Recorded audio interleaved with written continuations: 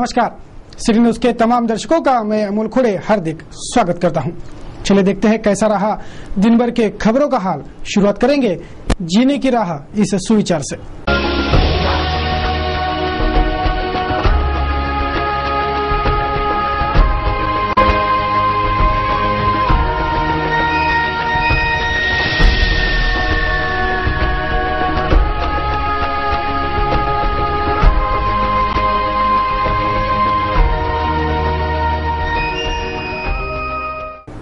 देखेंगे news bulletin की सुर्खियां।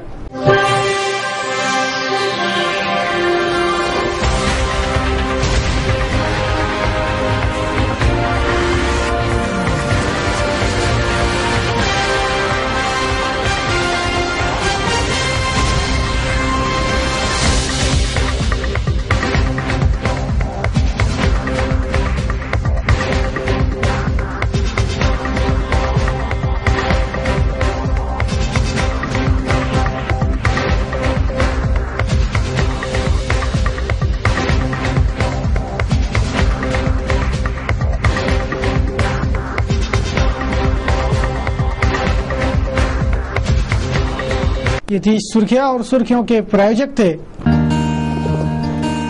इस दिन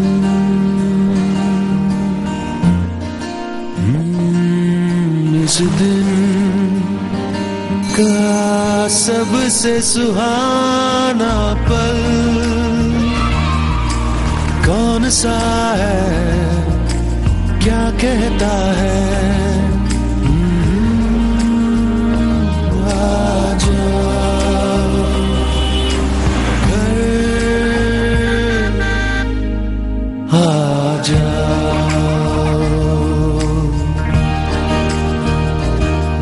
इंडिया बुल्स होम लोन्स, घर आ जाओ।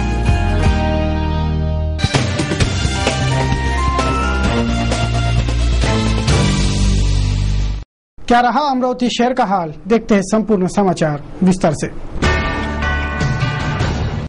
सोमवार को शेगावी संत गजानन महाराज का प्रकट दिन समारोह पूरे उत्साह से मनाया गया।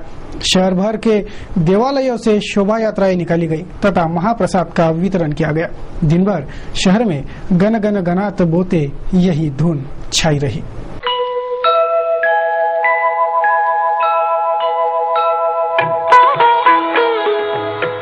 श्री क्षेत्र शेगाव यानी संत गजानन महाराज का धाम, शिरडी के बाबा साईं और शेगावी राणा संत गजानन महाराज, इन दोनों संतों की महिमा अपरंपार है। सोमवार को संत गजानन महाराज का प्रकट दिन पूरे उत्साह से मनाया गया। श्री क्षेत्र शेगाव में हाथी घोड़ों के दल के साथ श्री गजानन महाराज के प्रतिमा की भव्य शोभा यात्रा के साथ प्रकट दिन महोत्सव पूरे धार्मिक वातावरण में मनाया गया।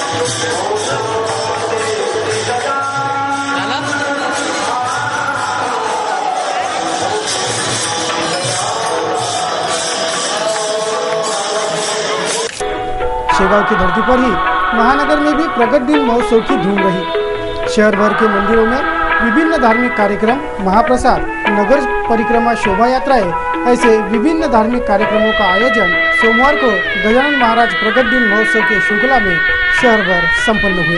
कांटानगर, छायानगर, रुक्मिणी नगर, इरविन चौक, गांधी चौक, साईनगर सहित शहर भर के मंदिरों में सोमवार को गण गण गणात बोते की मंगल धूम छाई रही। शोभा यात्राएं निकली, भंडारा और महाप्रसाद का वितरण किया गया और संत गजानन महाराज का प्रकट दिन पूरे धार्मिक वातावरण में मनाया गया। देखिए इस उत्सव की झलकियां।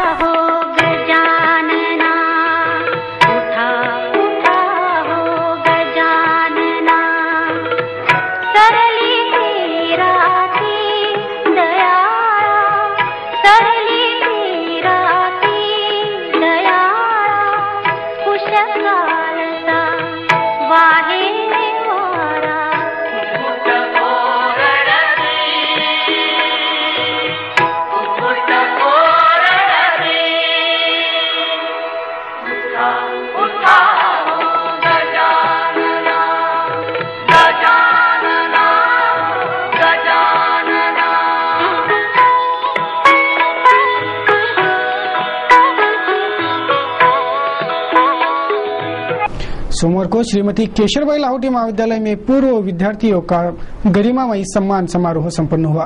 केएल कॉलेज के हिंदी विभाग प्रमुख डॉक्टर ज्योति व्यास, पीके माने सहित विभिन्न मान्यवरों के हाथों कॉलेज के पूर्व छात्रों को सम्मानित किया गया। इस सम्मान समारोह से छात्रों को कुछ कर दिखाओ ताकि आप छाए रहे, ऐसा मौलिक मार्गदर्शन किया गया था। होटल इंडस्ट्री में सबसे बड़ा अपने अमरावती में कम से कम 500 करोड़ की इसकी जमीन है। 500 करोड़ बहुत सारे लोगों को मालूम है। नागपुर में लिया है।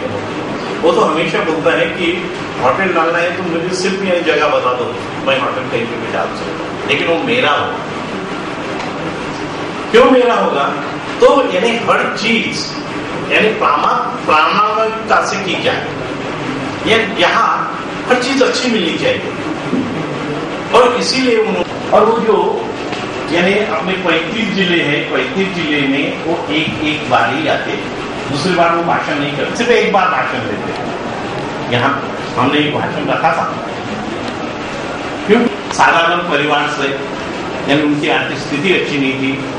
अब यानी मुख्यमंत्री के दरबार में गया है और आगे बढ़ सकता है। वो वैसा होनहार बच्चा है, आगे इसलिए बढ़ सकता है कि उसमें कुछ करने की जीत। हमने एक किताब, ये राष्ट्रभाषा के बारे में पढ़ा था, न्यायमूर्ति एक गोटे का किताब पढ़ा, नेशनल विदाउट ए नेशनल लैंग्वेज।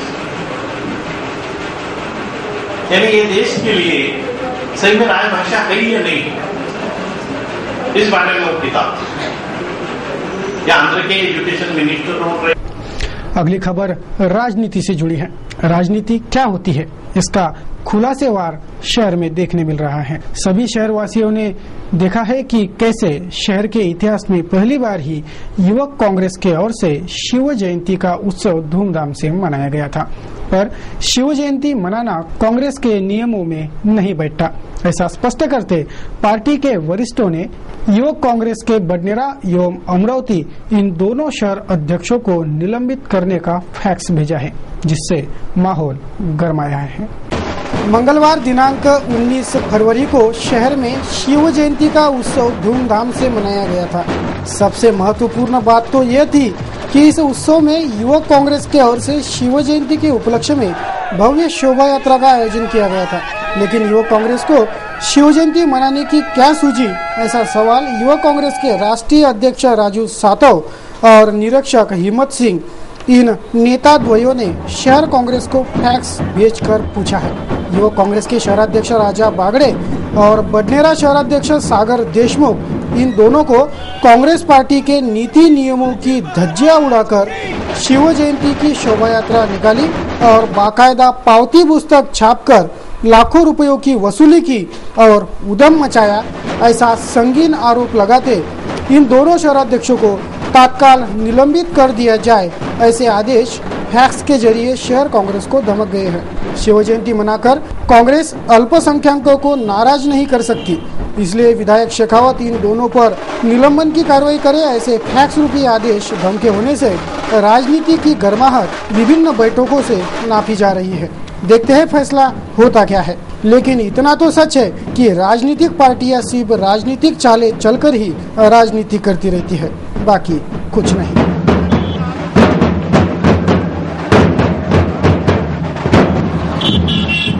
आगामी 8 मार्च यानी महिला दिन के उपलक्ष्य में शहर में से विशेष महिला बस दौड़ना शुरू करेंगी। इस बस को नियमित रूप से चलाया जाए और महिलाओं के सुरक्षा पर ध्यान देते महिला बस होने से इस बस का कंडक्टर यानी वाहक भी महिला ही रखी जाए, ऐसी मांग NSUI की ओर से मनपा प्रशासन से की गई है। 8 मार्च महिला दिनाचे औचित्य साधून महानगरपालिकेने हा जो महिलांसाठी जी सिटी बस सेवा चालू केलेली आहे त्याचं आम्ही सर्वप्रथम महानगरपालिकेचं आम्ही अभिनंदन करतो। यांना सर्वप्रथम नवीन बसची आम्ही मागणी केली होती, पण यांनी मराठवाड्यातून विदर्भात नवीन सिटी त्याच मराठवाड्यातल्या सिटी बस विदर्भामध्ये आणलेल्या आहेत आणि यांनी आमच्यासोबत हा असा गैरप्रकार केलेला आहे। त्याच्यासाठी यांनी योग्य ते नवीन बसेस चालू करण्यात यावे। पण जी ही सिटी बस जी महानगरपालिकेने सुरू केलेली आहे त्याच्यात आमची अशी मागणी आहे की त्याच्यात महिला वाहक कर्मचारी यांची नियुक्ती करण्यात यावी आणि कारण की बाकी महिलांसाठी खूप खराब म्हणजे त्याच्यात त्यांचे वागणूक मिळते महिलांना, त्यामुळे आमची अशी मागणी आहे की त्यांनी महिला वाहक कर्मचारी यांची नियुक्ती करण्यात यावी।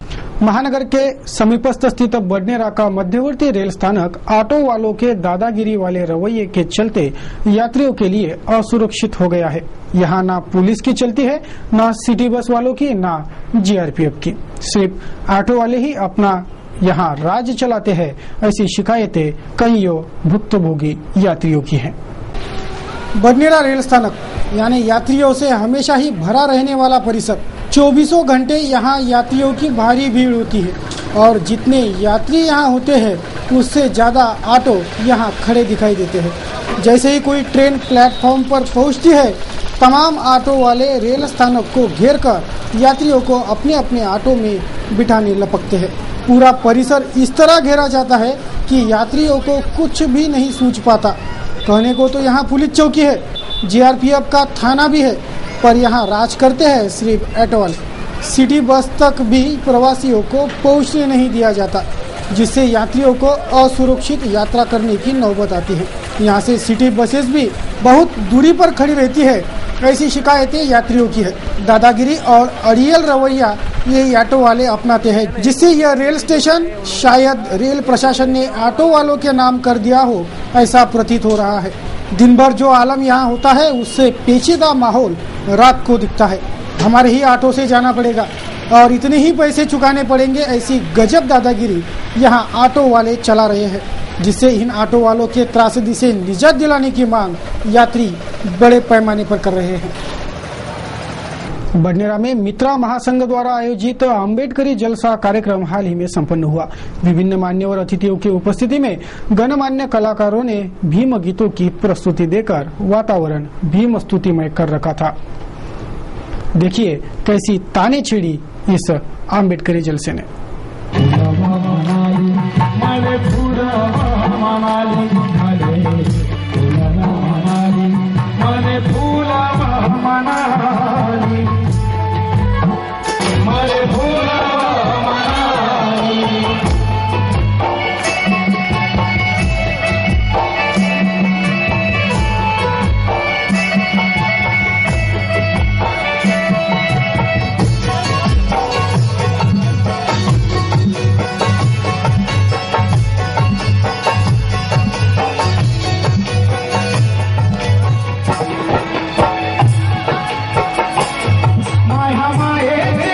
शहर पुलिस तमाम स्कूलों और कॉलेजों में शिकायत पेटियां लगाने जा रही है। सप्ताह भर की अवधि में ये शिकायत पेटियां लगेंगी और सप्ताह में एक बार इसे खोला जाएगा।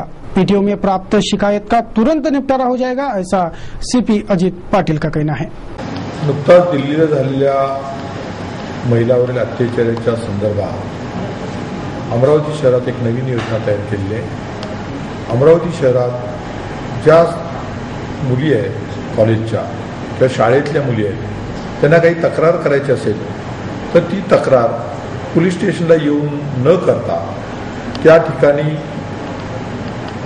त्याची सोय त्यांच्या शाळा आणि कॉलेजमध्ये करावी अशी माझी संकल्पना होती। त्यानुसार प्रत्येक कॉलेज आणि प्रत्येक शाळेत आम्ही पोलीस खात्यातर्फे एक लेटर बॉक्स बसवत आहोत। त्या पेटीत संबंधित सर्व मुली स्त्रिया त्या कॉलेजच्या असतील त्यांनी त्यांची तक्रार त्यात टाकावी आणि त्या सर्व तक्रारींची दाद तात्काळ घेण्यात येईल यासंबंधी ACP क्राईमच्या अंडर ही योजना देण्यात आलेली आहे। प्रत्येक आठवड्यात एका दिवशी सर्व या पेट्या चेक करण्यात येतील आणि त्यांच्या कंप्लेंट्सवर तात्काळ पोलीस आयुक्त कार्यालयाकडून कारवाई करण्यात येईल। त्याच्यासाठी त्याचे कुलप आम्ही लावणार आहोत आणि त्याच्या चाव्या आमच्याकडे राहतील आणि त्या चाव्या उघडून दर आठवड्यात त्या मुलींची तक्रारीवर तात्काळ घेण्यात येईल। CP अजित पाटिल ने आगे बताया कि महानगर के पुलिस थानों में गुमशुदा व्यक्तियों की 577 केसेस दाखिल है। इनमें से 156 केसेस का निपटारा हुआ है और बचे केसेस भी जल्द ही हल होंगे। आपल्या शहरातून मिसिंग ज्या व्यक्ती होतात ती अत्यंत महत्त्वाची गोष्ट आहे, कारण या मिसिंग व्यक्ती होतात त्या कदाचित त्यांचा खून होणं अशक्य असतं किंवा त्या लहान मुली असतील तर त्यांना पळवून नेण्याची शक्यता असते। या गोष्टीची गंभीर दखल घेऊन आम्ही तात्काळ गेल्या आठवड्यापासून याचा ड्राईव्ह आयोजित केलेला होता। आपल्या शहरातून 98 पासून आतापर्यंत साधारणपणे 577 व्यक्ती मिसिंग होत्या। यात मुली होत्या, स्त्रिया होत्या, पुरुष होते। त्या व्यक्तींचा शोध घेऊन एकाच आठवड्यात आपण 156 व्यक्तींना ट्रेस केलेला आहे आणि त्यांचे पत्ते सर्व मिळालेले आहे आणि त्या व्यक्ती सुखरूप आहेत। आता फक्त 421 व्यक्तींचा मिसिंग अद्याप आहेत आणि त्याच्यावरही आम्ही ड्राईव्ह कंटिन्यूस घेत आहोत। त्याचप्रमाणे ज्या व्यक्ती पॅरोलवर सुटल्यानंतर परत त्यांना अटक करणं आवश्यक असतं तर त्या रिअरेस्टचंही मी दर आठवड्याला कारवाई करत असून त्यावर अतिशय प्रभावी कारवाई चालू आहे। सोमवार से विवादित अमरावती पुणे एक्सप्रेस शुरू हो गई। सोमवार की शाम यह अमरावती पुणे एक्सप्रेस बडनेरा रेल स्थानक पहुंची, जहां ट्रेन का औपचारिक स्वागत हुआ और ये ट्रेन अमरावती रेल स्थानक पहुंच गई, जहां से ट्रेन उद्घाटन समारोह पश्चात यह ट्रेन पुणे के लिए चल पड़ी।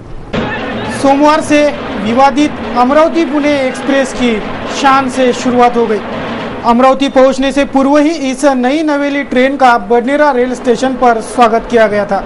पश्चात यह Amravati Pune express model rail स्थानक के फलाट नंबर 2 पर पहुंची, जहां ढोल नगारों के साथ रेल कर्मचारियों का सांसद अरसुल के हाथों भावभीना सम्मान किया गया।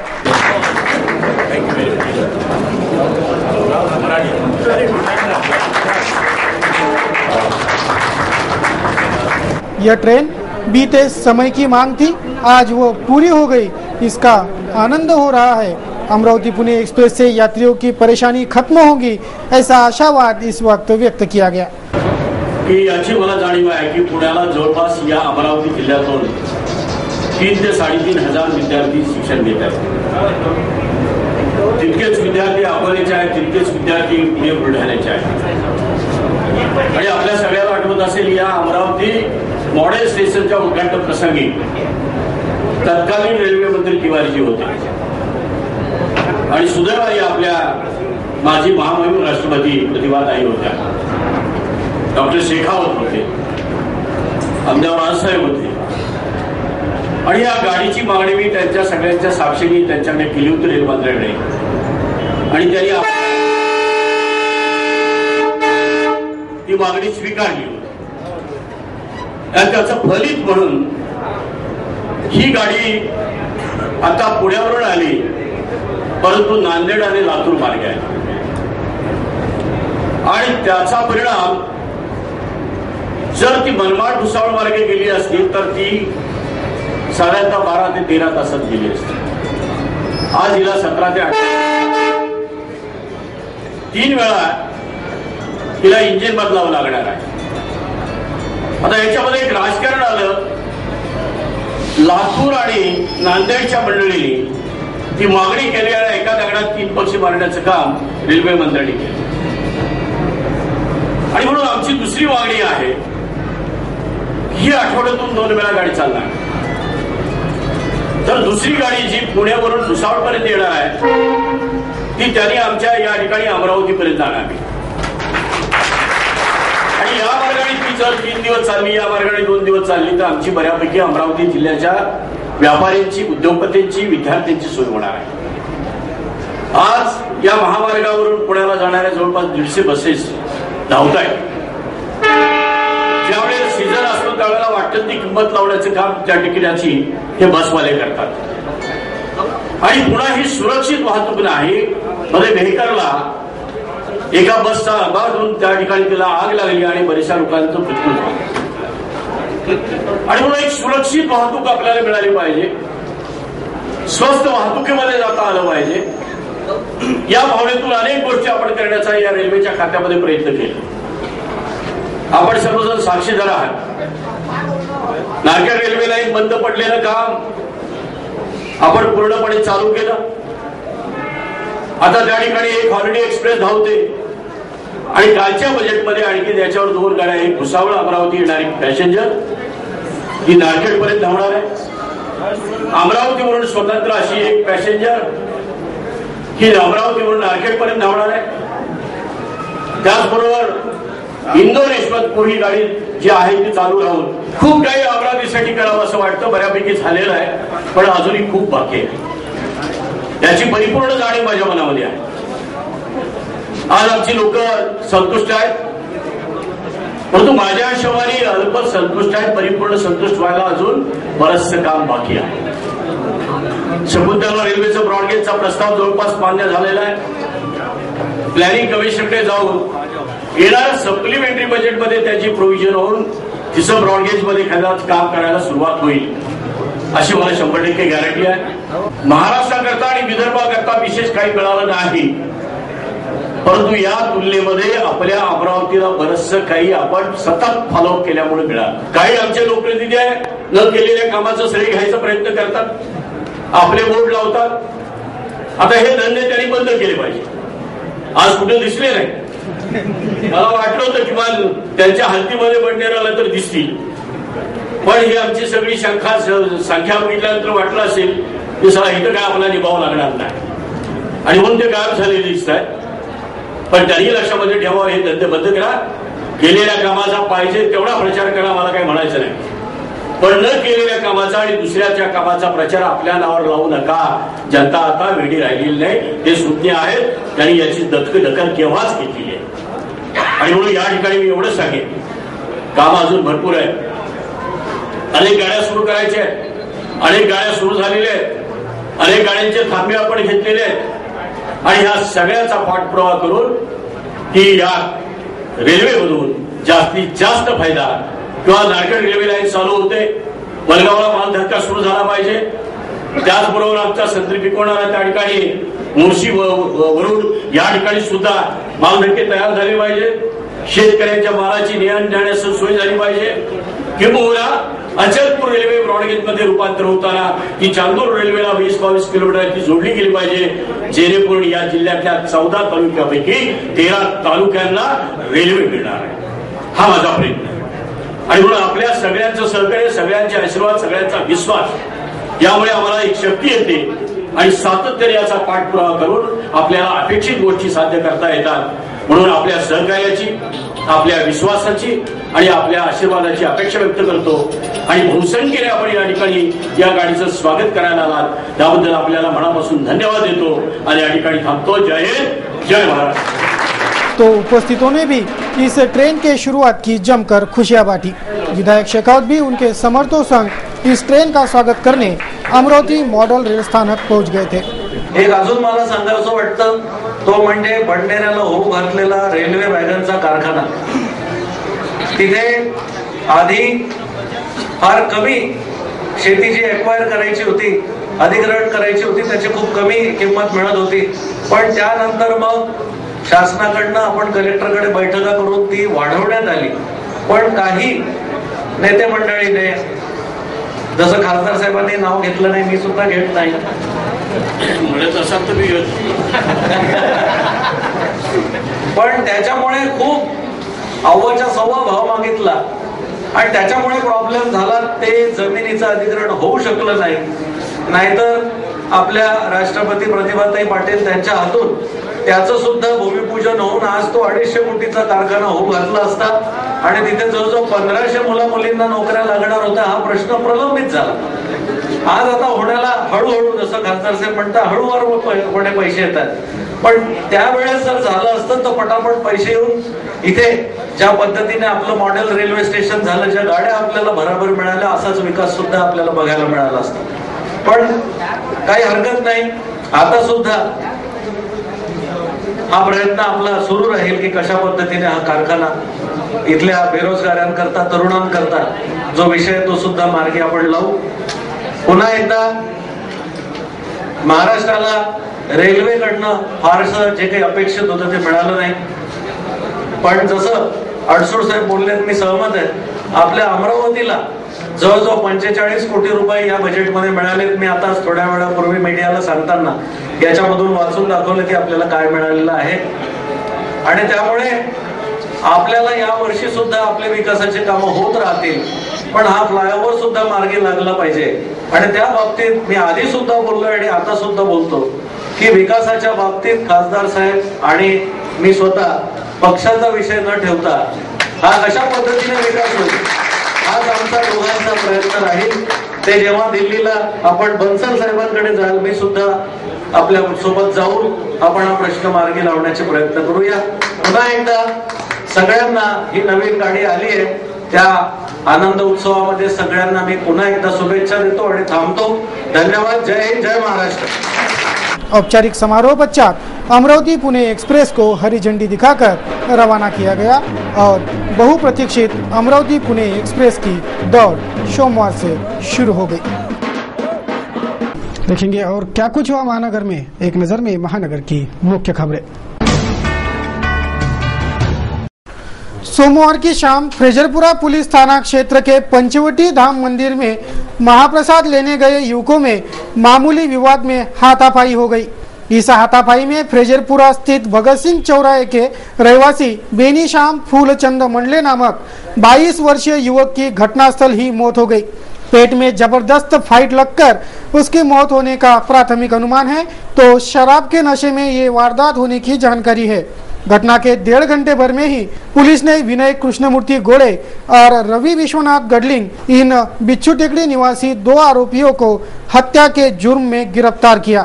जब इन दोनों आरोपियों को पुलिस थाने में लाई तब आरोपियों को थाने में ले जाने से पूर्व ही मृतक के रिश्तेदारों ने आरोपियों को घेर कर उनकी जमकर पिटाई भी कर दी थी, जिससे माहौल गर्मा गया था.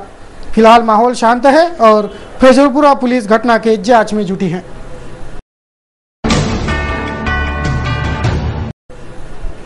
सोमवार से सीपी अजित पाटिल ने शहर भर के लॉज एवं होटलों की पार्किंग जांचने की मुहिम छेड़ी है. शहर भर के लॉज एवं पार्किंग की व्यवस्था पर्याप्त नहीं है, इसी वजह से यह जांच शुरू हुई है और इसमें दोषियों पर कार्रवाई होगी, ऐसा सीपी अजित पाटिल ने बताया.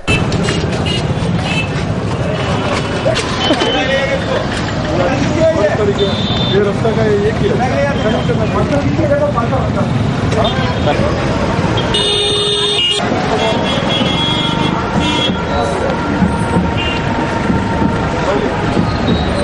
क्या काढा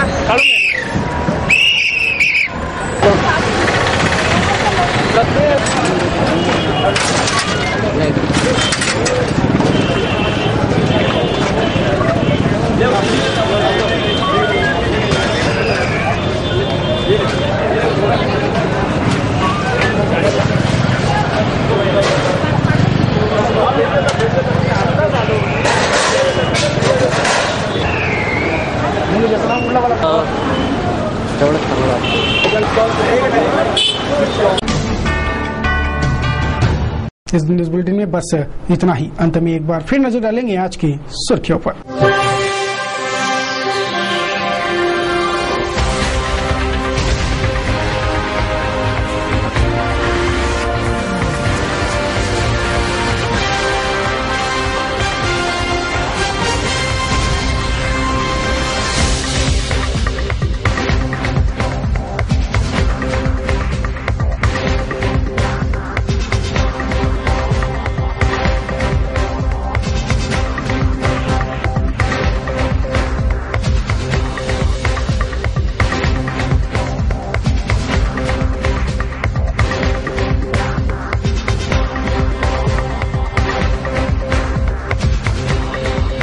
सिटी न्यूज के बारे में आपके अमूल्य विचार एवं सुझाव सादर आमंत्रित है। हमारा पता है सिटी न्यूज कार्यालय धनराज लेन सक्कर 7 अमरावती।